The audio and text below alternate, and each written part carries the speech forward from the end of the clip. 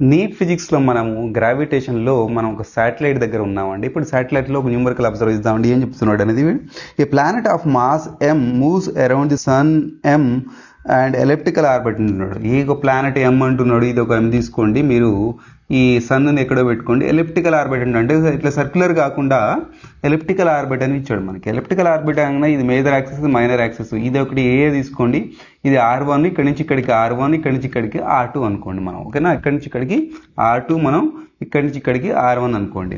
ఇప్పుడు ఏ అనేది ఎట్లా అవుతుంది, R1 + R2/2. ఇంకేం అడుగుతున్నాడు అంటే, so then R1 R2 respectively then time period of the planet is proportional to అంటున్నాడు. టైం పీరియడ్ దీనికి ప్రపోర్షనల్ అంటున్నాడు మనకి.